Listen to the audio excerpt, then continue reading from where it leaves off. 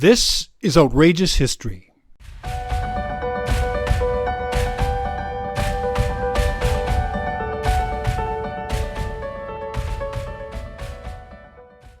Hello, I'm Ernest Granson, and welcome to Outrageous History. For many of us in the Western world, the Middle East is an enigma. There are still those elements of exoticness and mystery, but we're puzzled by the conflicts and the violence. And while we have for many years looked on from a distance, the mystery has now turned to a source of trepidation as those conflicts have traveled westward and elbowed their way into our world. I think we're aware that those conflicts have existed in those areas for literally thousands of years, as conflicts have existed in so many regions throughout the world. But the events which exploded in Israel and Palestine recently have amplified this perplexity. Why have so many attempts at healing this ongoing ancient animosity failed? And what are the factors that have led to so many deadly outbreaks over the last century or so? To provide some insight, over the next two podcast episodes, we're going to examine two factors: the 1919 Paris Peace Conference leading to the Treaty of Versailles, and the life and times of an unusual Welshman by the name of Thomas Edward Lawrence, also known as Lawrence of Arabia. T.E. Lawrence was born in Wales in 1888. He became known as an archaeologist and a writer, but most famously as a British army officer who became deeply involved in the Arabian struggle against the Ottoman Empire in the First World War. In this first of two related podcasts, we're going to hear about Lawrence from adventurer, actor, writer, and producer Wells Jones, who, together with his adventurer teammate Miles Spencer, retraced much of Lawrence's Arabian travels during the Arab Revolt, which took place in World War I. The two partners felt compelled to explore the fundamentals behind the past and existing acrimony in the Mideast, and the role which Lawrence played on that stage. Jones and Spencer soon after co-authored the time-traveling historical novel called A Line in the Sand, to discuss what they learned from that remarkable trip. And we'll hear about that in the second episode. But Wells is with us today from Santa Fe, New Mexico, and thanks for being here today, Wells. Great pleasure, Ernest. First, tell us a little bit about your background and what led you to make the decision to undertake this extraordinary journey. Well, starting at the beginning, I'm from a military family. There were 6 children, 2 twins. I have a brother born on my first birthday. We were all born on Army bases. My father was an officer, general's aide during Korea. I was born in Stuttgart, and other members were born in Texas and in Oklahoma. We ended up in South Carolina, where we all started school, and then moved from there to Vermont. My father had a job at Killington, and he passed on a year and a half later. So we were kind of caught in this foreign land called Vermont, but it was sure beautiful, and ended up skiing and doing a number of things, going through high school, playing the trumpet. It's an appreciation for music. Didn't play sports. We had 5 schools feeding my high school, 5 towns feeding the Union High School. My graduating class was 31. At one point in time, I said to my mother, I'm going to run away. She said, what are you talking about? I said, I just can't. I have to go. I've got to get out of here. There's more than this out there. And she said, if you can't handle it here now, you have no business moving forward. Learned a lot of good things from my mother. I ended up in the Navy. I had no business going to school. The Navy was very interesting. I was on a parachuting rescue team, and it was truly, I enjoyed every moment because of the mix of people that I dealt with, the skydiving, the precision, the organization, the adventure. It was Antarctica. It's 1974. So we weren't wearing Gore-Tex. After that, I was not able to pursue what I really wanted, which was to fly jets. I'd heard from the pilots who were flying the C-130s Some of them had applied to jet school. That's what they wanted. And I heard conversations about why they wanted it and so forth. And for me, we see it today as, like Top Gun, and we see movies about it. That wasn't in my head, of course, because that movie wasn't out, but it was about the ability and the skill to do it. Not long growing up, I did see Lawrence of Arabia, the movie, and I just thought it was spectacular. It was the most romantic, exotic, that a Westerner was doing this, and he was running around in Arab clothing, and it was from another time. I didn't have any context to it at all. It was Peter O'Toole and Omar Sharif and Anthony Quinn and this story that captivated me. And that kicked back in years later. I went to acting school after the Navy and was attached with a wonderful repertory company in New York, and realized I had to have another job in acting to cover the in-between times. So I thought I'd come up with a solo show, and it was Lawrence of Arabia that I wanted to do. And once I started looking into it, I found out it was 5'5.5", and for me, that put the kibosh on it. I said, no. Since then, I've talked with people, and they said, well, you just get a bigger chair. Come on, you'll be all right on stage. So that didn't happen, but I went through acting, and then my then partner and we had children, set up a production company, and we used the acting skills. She had also gone to the American Academy of Dramatic Arts, where I went years before, but we were able to and asked to direct very large shows, including at the Kennedy Center and Lincoln Center, and it was quite a wonderful run of 15 years. After that, or during that, I met up with Miles Spencer. I've known Miles now for over 30 years. And it's true, as the book says, the day we met, we just became lifelong friends. It was just, and we worked on a show called Money Hunt, which was his concept, brilliant show. People can look it up, Money Hunt. It's the first Shark Tank, if you want to think of it that way. I was one of the directors.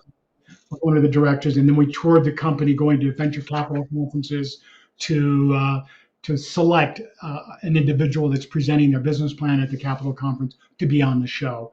That was a good run for 3 years. I ended up taking on a job in DC, so I left New England. We were in New York, and Miles is in Connecticut, but we're very, very close, right on the border, and took a job as the chief operating officer at a foundation, high-profile foundation. Alma Powell had been the chairman of the board, Colin Powell's wife, and the board was made up of the then, there were two and formers, cabinet secretaries' wives. So it was a high demand job. Miles and I kind of broke away, and I came back in 2005 after releasing myself from the foundation, 4 years with the foundation, and met up with Miles. And the first thing he said was, you know anything about T.E. Lawrence? I said, yeah. I said, why? Well, wait a minute. Have you read Seven Pillars of Wisdom? I said, yeah. I was going to do a one-man show, and I found out he was 5'5". No. Don't worry about that. You could play him. I said, I'm not Peter O'Toole, and I'm definitely not T.E. Lawrence. And so it was just one of those things. And he said, well, it's 2005. What do you think about the war? I said, it's crazy. The war in Iraq and Afghanistan. I said, the shock and awe really bothered me. I mean, how far do we go? When does it stop? He said, exactly. And he said, and you know T.E. Lawrence? Said, I do. His role in setting up the foundation, what he fought for during and after the war for Arab independence, and Lawrence agreed to the Balfour Declaration. He met with Chaim Weizmann. So I gave him Miles going, yeah. Well, we want to do a Broadway play. Let's do a play. And he started out small. He had gone to Choate. He said, look, we'll play Choate. We'll play the Westport Playhouse. We'll go to colleges. You are going to play Lawrence. And I said, come on, man. Anyway, we ended up meeting a Broadway producer. She loved the idea. We are still working on that play. It's gone from a line in the sand, like the name of the book that was published last March by Miles Spencer and Wells Jones, myself. And it is now called Dinner at the Majestic. It takes place on one day during the Paris Peace Conference in Gertrude Bell's suite at the Majestic Hotel, which was where the British hung out during, to say hang out, that's silly. That's their headquarters for where they stayed. And it was only the British in that Hotel Majestic during the Paris Peace Conference. So the play centers around her, and she has Lawrence and Faisal. People flow in that evening at the Majestic, dinner at the Majestic, and we're close. We're workshopping it now. So Miles, and that's today going back to 2005 with Miles, and us finding our Broadway producer. We both, I mean, we almost said it simultaneously. We gotta go. No, it's not. We gotta go. Let's go. And so we trained for 8 months. Lot to that training. We went and we used T.E. Lawrence as our guide during the Arab Revolt from Jeddah, Saudi Arabia, going right up the Hijaz, following the path that they took, hitting Yembo, and of course, Aqaba. We have video. I've sent you video that's actually of Aqaba, us running through the fort of Aqaba as if it was under attack. The fort still stands in Aqaba, Jordan, the turning point of the war. And it was Lawrence's brilliant idea. At some point, we may discuss that. At any rate, we did the trek. We came back. We thought we were going to add this to the play, a lot of the information that we received and the experiences that we had, that we could filter that through the voices. And it just took a lot of years. Going to the Middle East was the play, but it was about to see what was going on in the Middle East. We were very aware, especially with our training, that the fallout from 9/11 and the dangers and the existing war going on was not a place to go gallivanting around. So we took it seriously. We were trained by an SAS major that was with the Irish Guard. At that time, he was the private secretary appointed by the Queen of England to Prince Harry and Prince William for their security. So he trained us. He also trained Charlie, Ewan McGregor and Charlie Borman for their long way around motorcycle trip, if anyone knows about that. So we've come back. We're working on the play. We have our lives, producing shows. He's a venture capitalist and he builds companies. October 7th happens, and he calls me and he said, "We've got to do the book. We've got to do the book now." I said, "You're right." We've got to enter the narrative and let them know what we saw, because it's not what everybody thinks over there, what the people are like. We know what Lawrence thought, and that's why we went. If he thought this, how could they be so horrible? You know? Mm-hmm. Well, we'll be speaking to you about that Mideast journey and some of the details in it specifically in our next episode. So to provide some context maybe for that, and how that experience helped you to relate to those events in World War II and to Lawrence's role during that critical period. So today, let's find out how and why Lawrence would wind up in that position. I mean, his family life wasn't what you would regard as stable when you consider that he and his four brothers were all illegitimate, and which was not necessarily acceptable at that time. And his father left his wife for the family governess, and his parents never stayed in one location for very long during those early years of his life. Do you feel that this is the main reason why Lawrence himself began traveling at an early age, eventually leading to his career? I think that's very likely a facet of it. Yes, Ernest. But more importantly, let's go back to a 13-year-old. He claims later on in life that he sensed things were awry when he was 10 years old. They ended up in Oxford, where they grew up, went through school, and then he went on to Oxford, actually, Jesus College, when he was 8 years old. His mother was a strict disciplinarian, and she had 4 boys, and she ruled the roost. The father, no one could really figure it out. He never worked, but he was a wonderful father. And especially, what I know about is specifically how he treated Lawrence and his encouragement. Lawrence had a sense of adventure. After he had been beaten up defending his younger brother, he realized had to get stronger. He was so short and everyone was bigger. He decided, I'm going to get strong. So he started doing just amazing things, like even fasting at an early age. But by the time he's 15 and he's reading, he's a voracious, he loves reading. And what he loves reading about is the Crusades. And the most important book in his life, he says, is Mort Arthur. It's King Arthur and the Knights of the Round Table. I remember when I saw Camelot, I said, I'm Lancelot. That's me. That's what I want to be. The thing about Lawrence and his biographer Wilson said that he just wanted to do the right thing, and he wanted fairness. And the whole concept of knighthood, shining armor, chivalry, it had him doing brass rubbings in the churches. It had him seeking digs around buildings that are being reconstructed in Oxford and in London, wherever he was, finding shards of pottery. And it happened that there was a museum in Oxford called the Ashmolean Museum of Art and Archaeology. So he would take things to them. And he did this over a period of years and time. And they're just going, this kid is like a born archaeologist. Look what he's bringing. He's bringing these shards and he's putting them together. He's finding pieces and, I don't know how he put them back together, but doing that.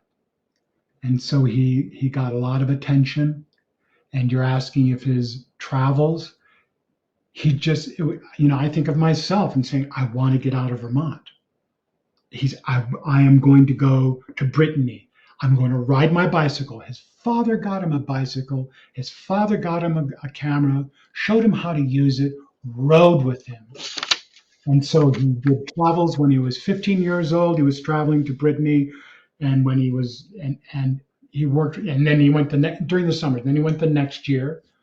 And eventually he decided that he wanted to go to all the Crusader castles in France.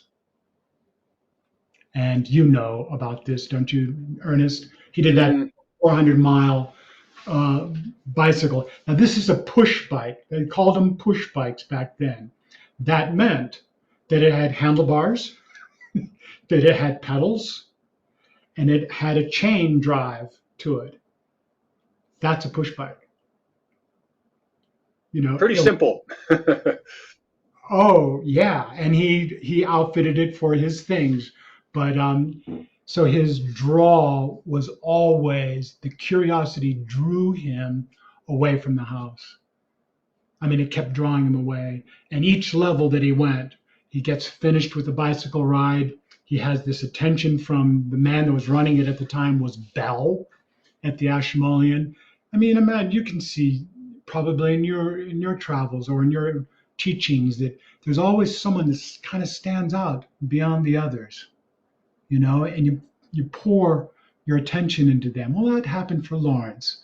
And so when he got back, and this is, what is it, 19, I'm looking at some dates here just to make sure we're on track. It was, he did that bicycle ride in France when he was 19 years old. And that was in 1908. At the end of 1908, he came back, and the Ashmolean people said, what was it like? Blah, blah, blah. And then the man said, there was the new leader of the Ashmolean Museum, was David Hogarth, said, well, and David Hogarth is a man that had done a lot of traveling in the Middle East. And he said, you need to go to Syria and see the castles there because they're different. This is different. And during the Third Crusade, yeah, yeah, yeah, yeah. And he said, before you do that, you need to read Charles Doty's book, Travels in Arabia Deserta. Lawrence didn't know about it. And it was the definitive Bible on the Middle East, written by Charles Doty. And Lawrence ends up meeting him through letters. And he says, I'm going to walk to all the Crusader castles in Syria. And what did Charles Doty say? He said, he said, no, you can't do that. You're a kid. It's too hot. The people on the ground do not appreciate Europeans. And he said, and besides that, no young soldier under 23 years old who had campaigned in the Arabian desert had avoided hospital on his return. To Lawrence, that was nothing more than a challenge. Mm-hmm, mm-hmm. And he did it. And he did it. And the thing is, and at the time, he's just about ready to he's at Jesus College. So he's studying history. He's involved with the Crusades. Everything is around Crusades, castles, knights. And he's just lit up with all this. Of course, when he goes on the trip, he does get horribly beaten up. His camera is stolen. His revolver is stolen. But what he does, he learns. He's seeing the topography. He's learning more about the people. His Arabic, he's starting to really learn Arabic. And meanwhile, everybody at the Ashmolean is just going, I wonder how he's doing. When's he coming back? Is he back? You know? And when he got back, he finished his thesis at Jesus College, and it was the influence of Crusades on military architecture. The prevailing thought, Ernest, was that Europe stole all the ideas of the beautiful castles in France from Syria, Lebanon, from the Middle East, the Near East. Lawrence proved that was false. And he did that because he was sketching pictures of these castles. He was notating measurements, and he had a camera for a while when he was in Syria. And he had all those pictures of Carcassonne, and I mean, just so many Crusader castles in France. There's 100 of them, evidently. And he did 50 in Syria. So that influenced his entire life. That's where David Hogarth said, well, we have just been cleared, I'm using modern day nomenclature, just been cleared to continue on a dig in Carchemish, a Hittite dig. I personally don't know about the Hittites. I know it's very, very old. I know it's, when I was thinking of a dig, I'm thinking of like where I live, as big as my house. No. It's a city that they're an archaeological dig. And so his first summer, I guess, how old is he? He's 22. He's graduated from school. He has all this notoriety. He shows up with a Magdalene jacket that he wears all the time, white shorts, knee socks, hiking boots that have, hobnails in them for traction. And he's told that he's in charge of all the diggers. 200. Why? He knows a little bit of Arabic. He loves it. He has place for the first time in his life. He's living in an exotic area. It's hostile he doesn't know all these people, but he finds out. He finds out their family names, their names. He gets deeply involved with the culture, eating with them, and slowly evolving out of that Magdalen College jacket into Arab kid. And being honored, bringing ammonia. I guess ammonia can help a scorpion bite. He became the doctor, simply cleaning wounds and wrapping it, helped heal it. Simple stuff, but they thought he was just, phenomenal. So he was loved. But that's where his career takes a turn, doesn't it? It, Like when the war begins and he joins the British Army. oh, of course. Now, while he's there, Ernest, the Baghdad to Basra, the Berlin to Baghdad railroad is being built by the Germans, and it's going right through Carchemish. And so he was asked, and hindsight is going, "Ooh, this started with me keeping a lookout for what's going on early." And so he was asked to, keep an eye on the Germans. He loved their efficiency. He did not like the way they treated the Arabs. Next to the Turks, the Germans were next. They just disregarded. They didn't pay any attention. They were demanding of the Arabs workers that were working the railroad and the Turks. So he did 3 seasons there, did very well. He was hosting major people coming through the Middle East, including Gertrude Bell at one point. And there's rumblings of a war.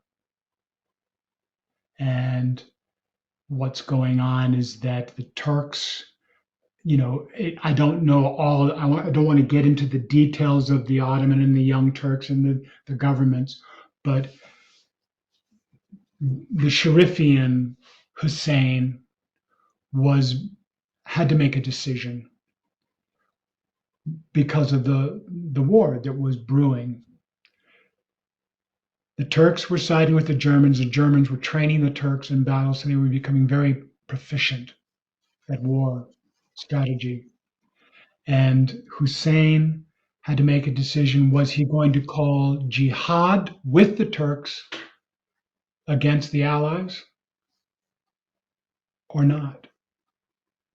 And so the British were aware of this, and they're very concerned because another part of the railroad is going through the Sinai Peninsula, and it's all to feed. In context, the Turks are saying, well, we want to do this so that the people can go from the Suez Canal in that area to Hajj, get to Mecca. And so the British realize they have to make a stand, and they go to King Hussein to get him to side with the Allies, with the British and the French, because they have to keep control of the Suez Canal, which was ultimately the campaign during the war. It was Allenby on the left flank and Lawrence on the right flank. General Allenby, during World War I, was the head of the expeditionary forces, and he was working his way up through Palestine to get to Jerusalem. Lawrence is meanwhile countering him to get to Damascus, Damascus being the seat of the Turkish administration, and booting them out. Allenby made it through Jerusalem, and he did it with such grace in taking over the city from the Turks, and it had been over 600 years under Turkish control. And so the mapping survey, which Lawrence was asked to complete for the expeditionary services, Yep. was useful to the British Army, but it also helped Lawrence formulate his own guerrilla tactic theory about attacking Ottoman defenses in the desert. He says in Seven Pillars of Wisdom, he describes how his Arab fighters should attack the Ottoman military. So doesn't that seem remarkable that he was able to develop this kind of strategy as such a young man with really little real world combat experience? Right, and really no military training at all. He was just aware of the area, and he was aware of the area's history. And part of that history is going to the big battles. It was the Third Crusade, Richard the Lionheart, and Saladin.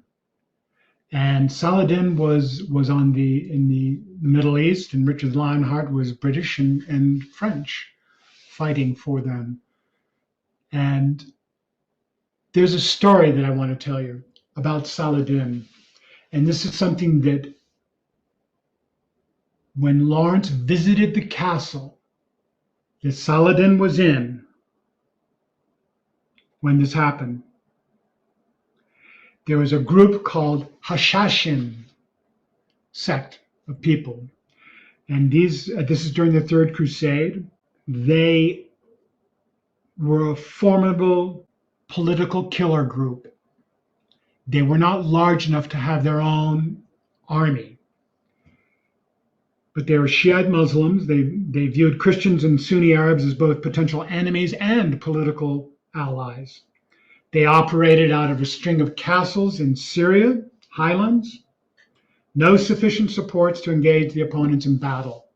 So they became adept at avoiding conflicts and choose kind of a more fluid, and it was a dangerous combination of alliances with people and political assassinations. Saladin marched into the mountains of the assassins, and he laid siege to their castle at Masaf. So he was surrounded this castle and he was ready to take it over. And that night, he realized that this group, Hashashins, were impossible, unpredictable. They were a threat.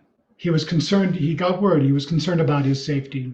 So he did a chalk and ash ring around his tent, guards posted everywhere. And in the middle of the night, he woke to find a note pinned to a poisoned dagger inviting him to withdraw or die.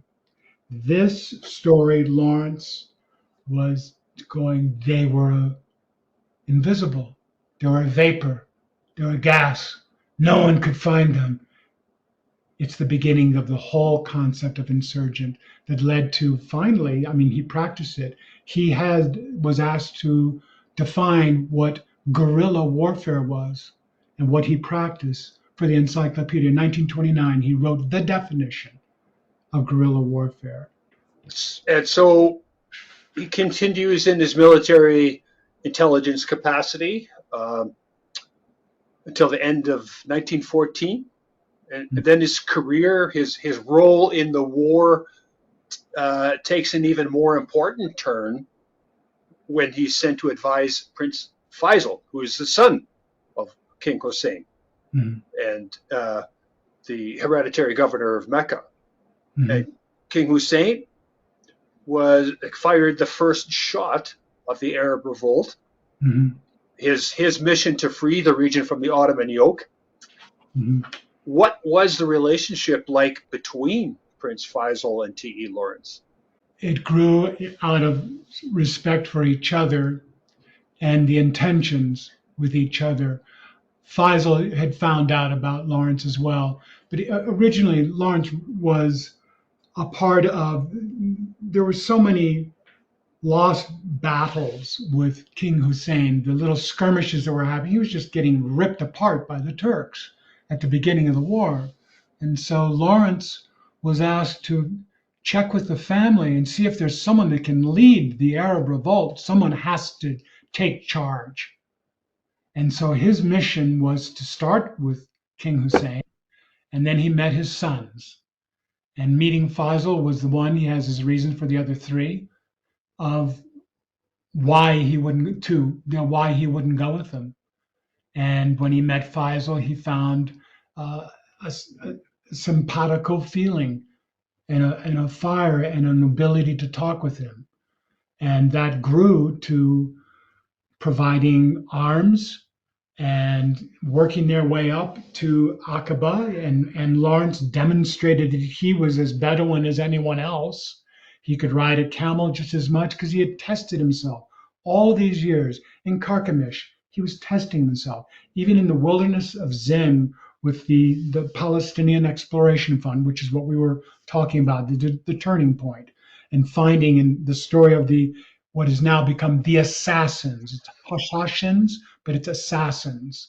And then understanding and realizing, wow, how to work in this environment. You cannot be a military force going up against a military force. And there was no military force with the Arabs. They're irregulars. When you say irregulars, basically, they didn't know a thing about fighting. It wasn't in their head. So they were all independent. They had a tribal leader, but they were all fighting all the time, feuding here and there. And Lawrence realized how to pull them together. And what were the strategies that Lawrence and Faisal used to try to achieve those goals? Would you mind if I read quickly from his guerrilla warfare definitions? Mm-hmm. Yeah, Okay. go ahead. It'll tell it the best. Irregular troops are as unable to defend a point or line as they are to attack it. Most wars are wars of contact, most forces striving to keep in touch to avoid tactical surprise. The Arab war should be a war of detachment, to contain the enemy by the silent threat of a vast unknown desert, not disclosing themselves till the moment of attack. Many Turks on the Arab front had no chance all during the war to fire a shot. And correspondingly, Arabs were never on the defense except by rare accident. Now, their approach was to break the spine of the Turks' supply line. There was a railroad that had been built. It went from Damascus down to Mecca and Medina.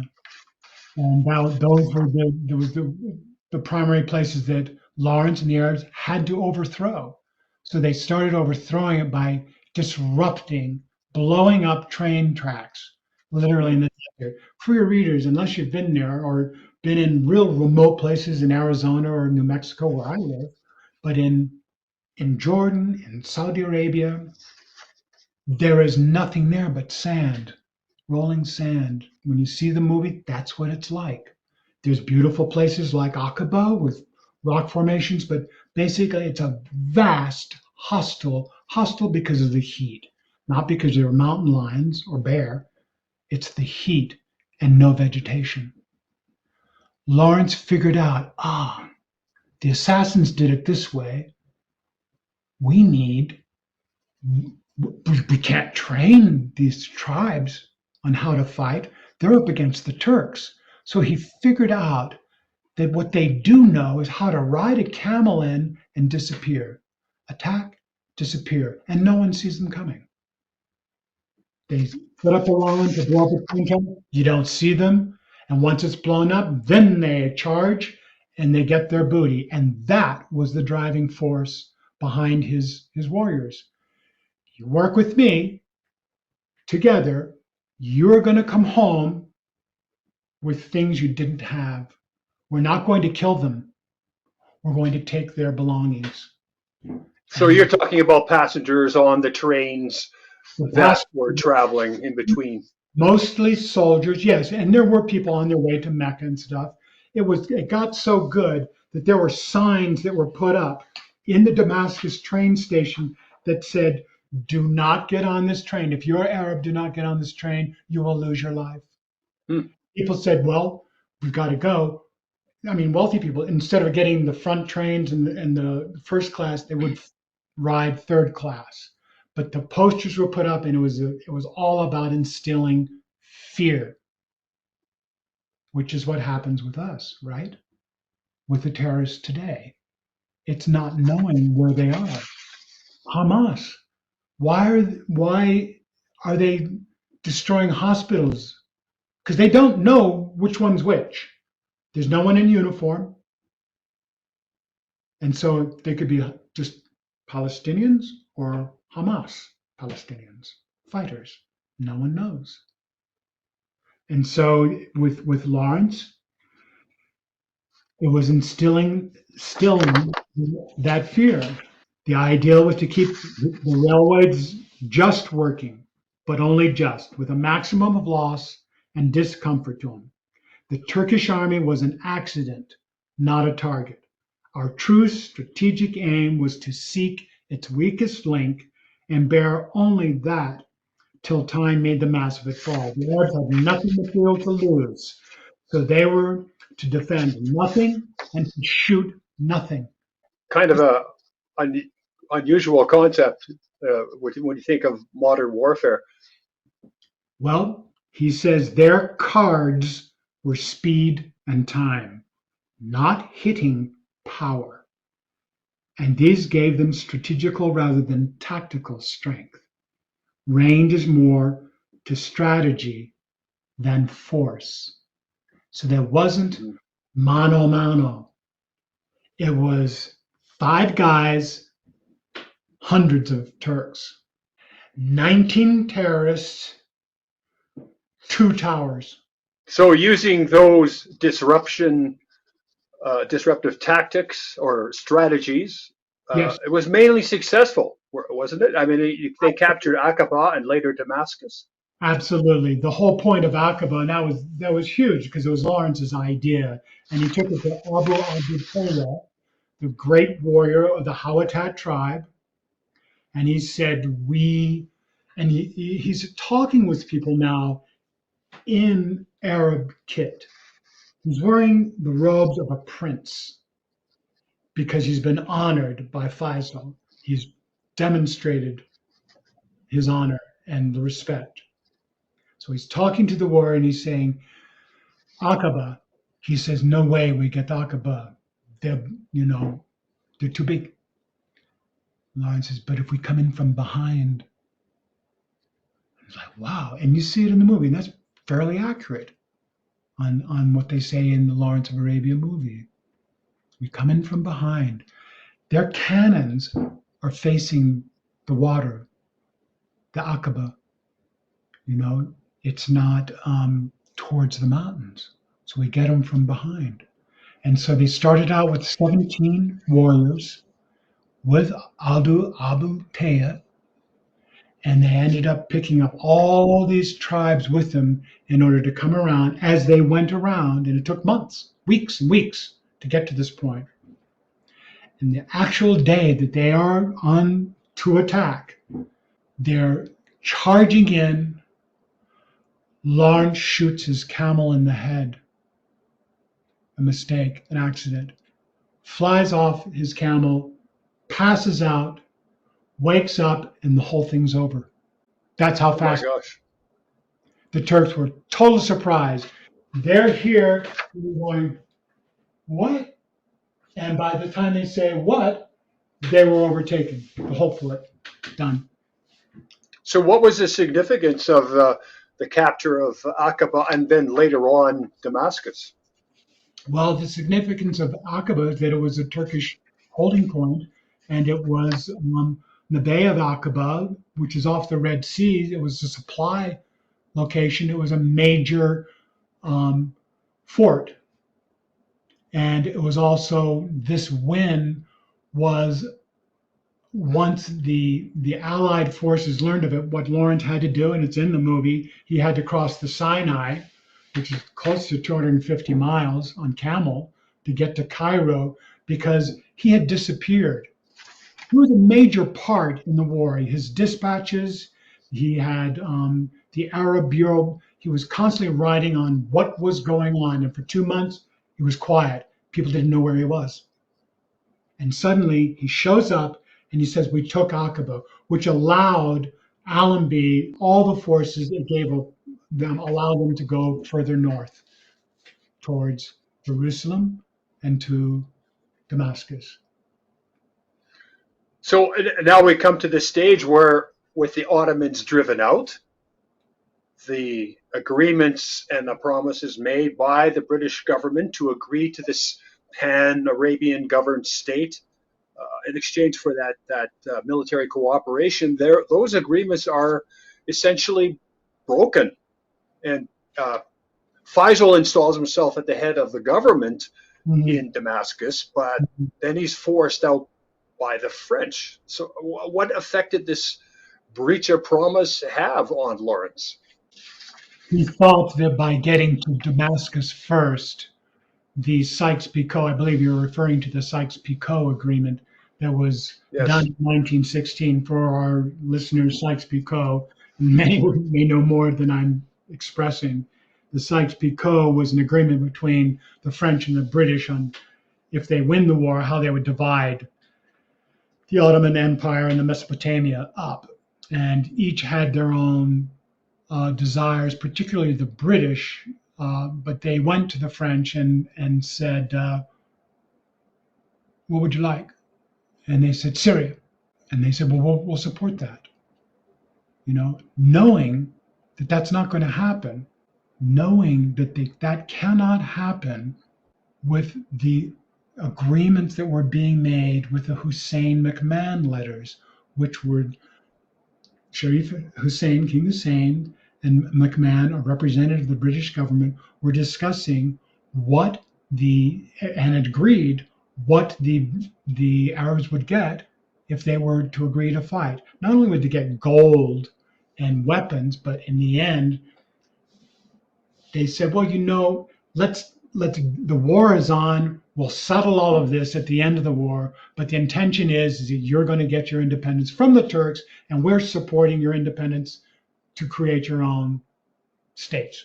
So Lawrence finds out about Sykes-Picot. Yes, he's playing to two masters. He's playing to someone that he's fighting with and loves, Amir Faisal, and the people for their independence. It makes him, it's a very important thing. He wants to be a hero. He's in a position to influence something that no one, this is stuff of which books are written about. And he knows that. And he wants to do the right thing. He's seen how the Arabs have been treated by the Turks and the Ottoman Empire for years, hundreds of years. And so he wants to free them. They have the right to have their own land. It's their land. The Turks are saying, well, we're governing it. And it's a military government, and it's cruel. And then he's following the master, basically Allenby, who is his boss, the General Allenby. And so he's playing two sides of the fence. One that has a level of colonialism still hanging in there. And the other one has this whole concept of self-determination that ends up coming out during the Paris Peace Conference. And so, yeah, he feels like he's betraying. But he reasons it that we get to Damascus first.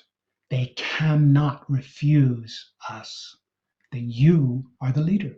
And when they do, Allenby has orders, says, no, I am the head of the expeditionary forces. I'm not a politician, and my orders are that this is how it goes. You can fly your flag if you like, but you're going to deal with whose land this is at another time. And hence the Paris Peace Conference. And so that agreement and the setup for the Paris Peace Conference, Lawrence wanted Faisal to be presented as a man that was cultured, that was understood the dynamics of geopolitics, and he had him meeting with Chaim Weizmann to discuss the Balfour Declaration. Chaim Weizmann was the leader of the Zionists. The Balfour Declaration just come through. It's 1918. And Lawrence said, you need to show your support for the Jews to have a homeland in Palestine. We're going to meet with Chaim Weizmann. And Faisal says, that's fine. It's a little piece of land over here. This is what he's after. And so he makes an agreement with Weizmann, an Arab and a Jew, a Zionist, to live together. They write it out. It's there. And in the end, he says, he handwrites a codicil on the bottom of the agreement. He said, I agree to this. I don't know the exact words. I can find them. Anyone can find them. I agree to this, to these terms, as long as the British come through with their promises to me. Otherwise, I do not go along with this. The thing that's amazing is that we're in the middle of agreement right now. It really moves me the other day. To hear, oh my goodness, a week ago, could it have happened, have peace in the Middle East today? Ceasefire. Right, because the fallout from those eventual divisions, that large Arabian region, that's haunted us ever since. Correct. But we're going to talk about that particular aspect in more detail in our next podcast. Okay.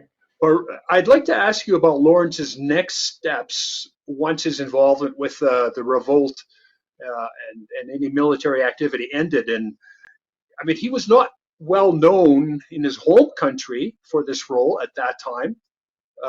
How did his reputation take off to such heights?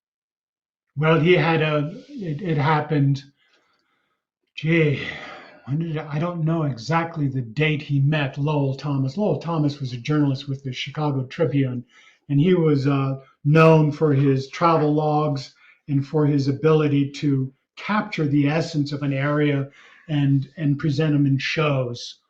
And he was hired by the Chicago Tribune to get over to France and find anything of value because they want the Americans to join.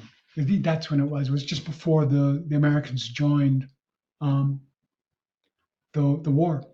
So he did. He found nothing that would spark Americans to support the war in France. It was pure horror. The trenches, we see it in films, just devastating, brutal. You have machine guns for the first time. You have Gatling. I mean, the Germans were warriors. They had wonderful weaponry, and just like Gallipoli. Gallipoli was still, in 1915, it was still in the British officer's manual. It's how to sit in your saddle and draw your sword and march, charge. And the Germans are going, mowing them down. The British are saying, that's not fair. That's not fair. And you go, what are you talking about? Fair. And Lawrence set Faisal up to be seen as progressive, and he did everything he could, along with Gertrude Bell and Amir, to reverse the Sykes-Picot, including going to Mark Sykes, who's the British representative, when they went to him, suddenly he was very ill, but he had agreed that the Sykes-Picot, the agreement that he had made and presented to Lloyd George, the Prime Minister of England, and Clemenceau, Picot to Clemenceau, that they loved. This is it. This is great. They had met before, even before the conference. Lloyd George and Clemenceau, they met. They shook hands. They said, we're going in. We know this one's settled. The rest we'll deal with. And so Lawrence and Faisal were trying to reverse that. Mark Sykes realized he had made a mistake, that it was wrong. That you can't divide a land up and separate people from their wells, their water that they've been drawing from for hundreds of years. And that's what it did. And then Mark Sykes died. Spanish flu took him out. Lawrence presents with Faisal. Evidently, the speech was phenomenal. Faisal said it in Arabic. Lawrence translated. And then Clemenceau, or someone on Clemenceau's side, can you tell that to us in French? Lawrence told him in French. And he was congratulated. Faisal was taken all over Paris. He was the talk of the town. He was so exotic. He wore his robes. He was such a fine, gracious man. And there's Lawrence in the Arab kit next to him. And so there were these two pals. And that's the way they were in the war.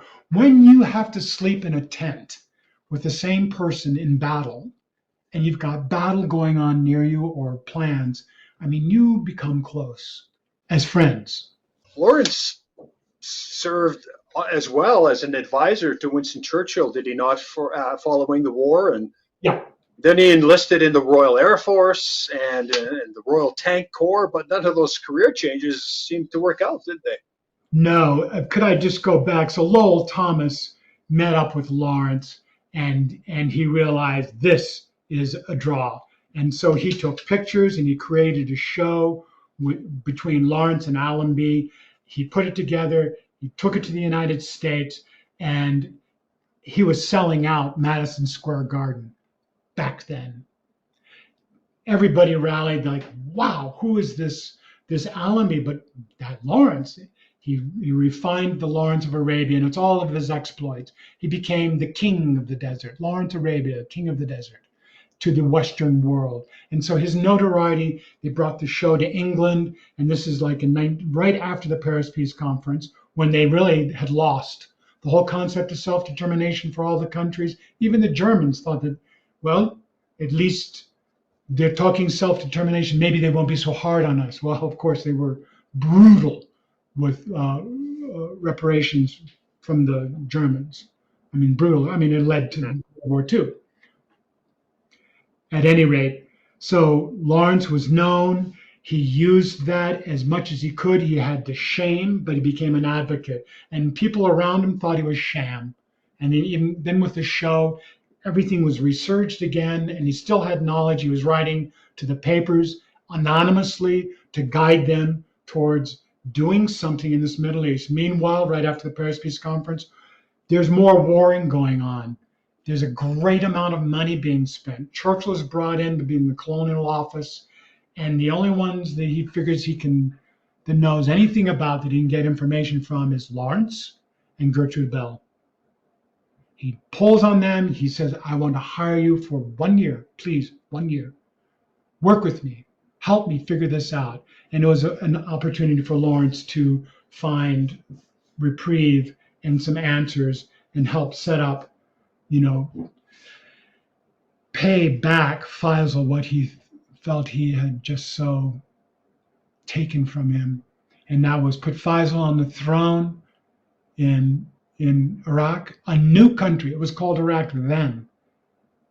At that time, 1921, the Cairo Conference put his brother on the throne in this new place called Transjordan. So you have two Husseins, and that would help relieve the pain and give credit. Faisal was booted off, out of France. I mean, literally booted, put on a train, and sent away. You stay, you're in trouble. Get out of here.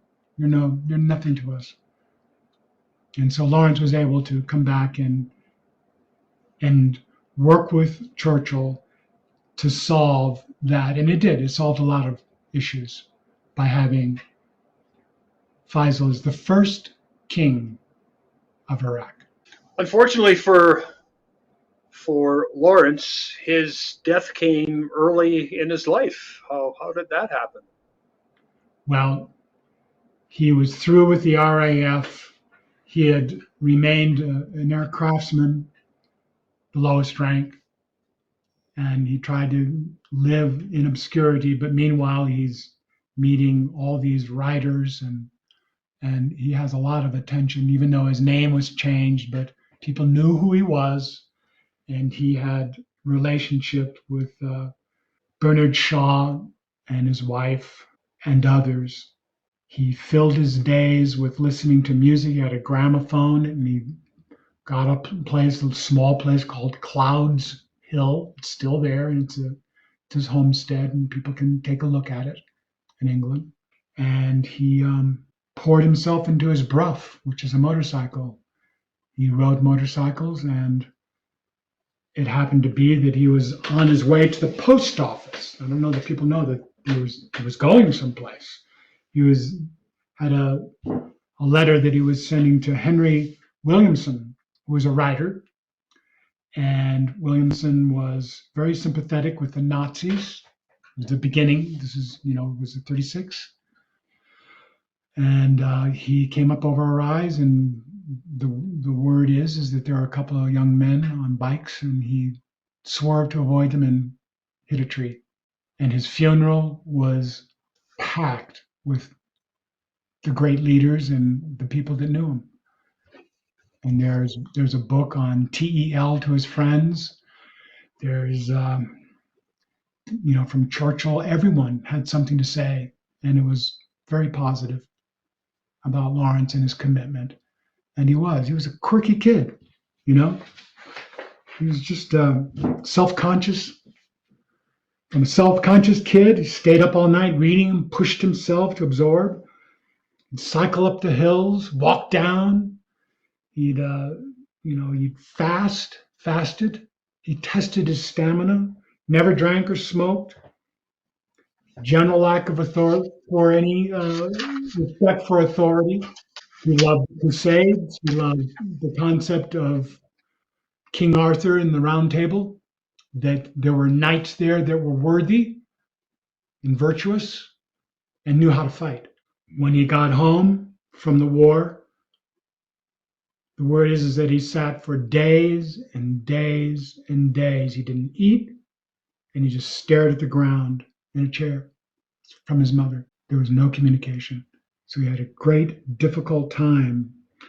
He was an introvert, he was shy, and then he could be outrageously lively and a prankster.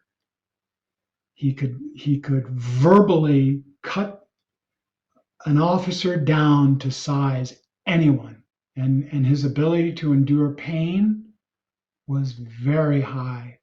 And I think he had a high concept that he pursued, and that was to be, a hero. Wells, I thank you for informing us about the accomplishments and significance of this extraordinary man. And we will be back with the next episode. We'll going to discuss your what looks to me like an intense journey through the Mideast, along with your partner Miles Spencer, and we'll discuss your book as well, A Line in the Sand. So that's what to expect from our next podcast. Excellent, Ernest. Thank you very much. Thanks, Wells, and I thank all of you for tuning in. For Outrageous History, I'm Ernest Granson.